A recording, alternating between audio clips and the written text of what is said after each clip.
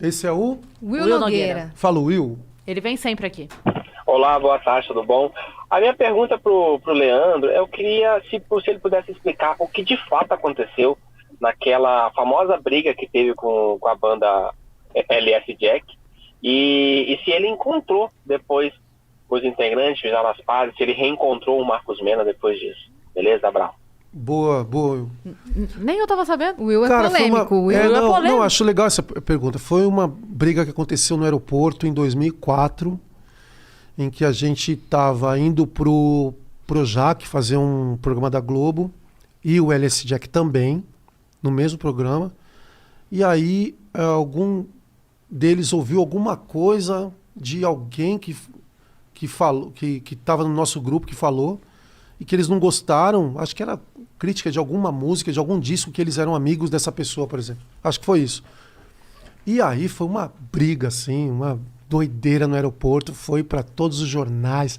O Cacete Planeta fez uma brincadeira muito engraçada, fantástico. A gente fez o programa da Hebe, o da Atena. Meu deu Deus! Bronca na gente ao vivo. Que mais? Cara, foi assim, queira ou não queira, acabou transformando aquele momento numa coisa à parte da briga do rock com o samba, assim. E depois eu lembro que muita gente acabou transformando aquilo numa guerra de classes, assim, que eu te falei que o Brasil. Eu acho que depois desses tantos anos que eu tô aqui, vivendo de música, os dois estavam errados, totalmente errados. Ninguém tem razão quando se tem uma briga no meio. O Marcos Mena, eu não falei com ele depois, a gente não se falou, mas depois eu fiquei sabendo que ele teve um acidente numa cirurgia. Eu fiquei super triste, porque ele é um cara super talentoso. O LS Jack também era uma banda muito estourada na época. Se eu pudesse um dia fazer um reencontro com ele, pedir desculpas ao vivo sobre aquele instante ali que aconteceu, da briga da gente, é uma coisa que seria importante, um reencontro, assim, de dizer, pô, mano, não existia quem estava certo, os dois estavam errados, e eu, pela minha parte, eu quero te pedir desculpas e dizer que logo depois o acidente que você teve na sua cirurgia foi uma coisa que eu fiquei muito triste, que ele era um cara muito talentoso, é um cara talentoso, está vivendo de música até hoje.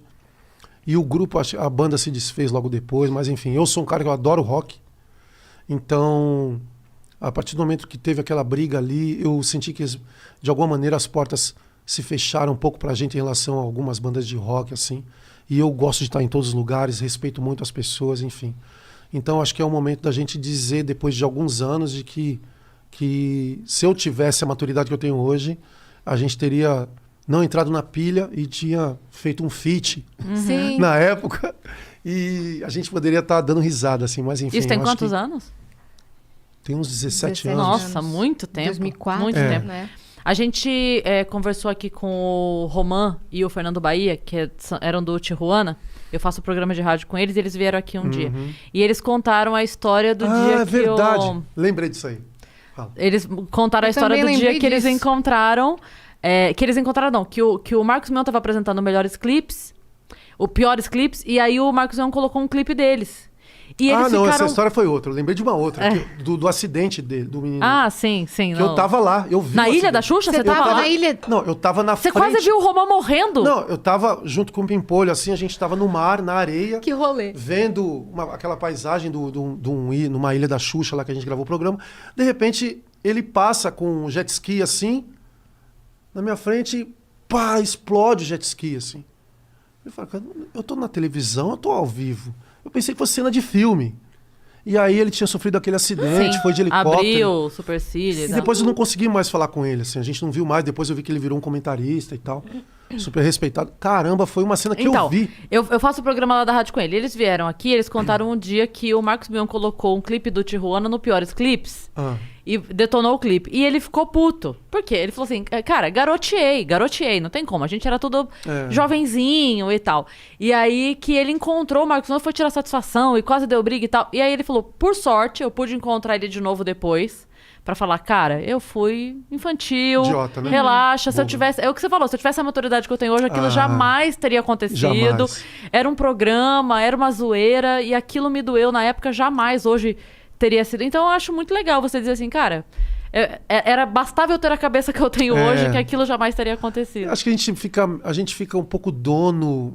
Existe uma soberba no artista, assim, quando ele está em notoriedade, que ele acha que as coisas que ele faz não são passageiras, que são atemporais. Que tudo não vai passar. O dinheiro não vai passar, a fama não vai passar, e tudo que ele fizer, as pessoas vão dar razão a ele, entendeu?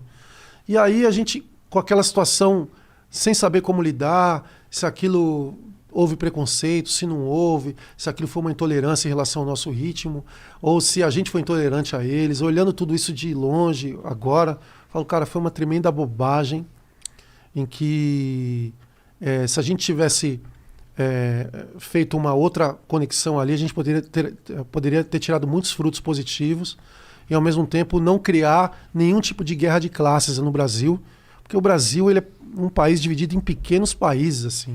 E quanto mais classe você tem, menos união você consegue fazer. Assim. Uma coisa que eu li num livro que eu acho muito importante dizer, assim, tem um livro chamado A História das Escolas de Samba do Rio de Janeiro, que é do Sérgio Cabral Pai, em que em um trecho ele pega todo aquele exército de ex-escravos do Brasil, e aí as escolas de samba no Rio de Janeiro e em São Paulo nascem desse exército dos ex-escravos, e aí o governo, para controlar essas pessoas, transforma essas escolas em grêmios recreativos, transforma em pequenos exércitos, porque quanto mais classes separadas eles são, mais inofensivos eles são, entendeu? Então, quanto mais classes a gente se representa, mais inofensivos a gente é. Né? Sim, que a gente fica brigando entre a gente, não briga com quem precisa brigar. Veio né? essa imagem, assim. Veio justamente essa imagem daqueles 5 milhões de escravos que o Brasil escravizou desde do século XVI, XVII e tal.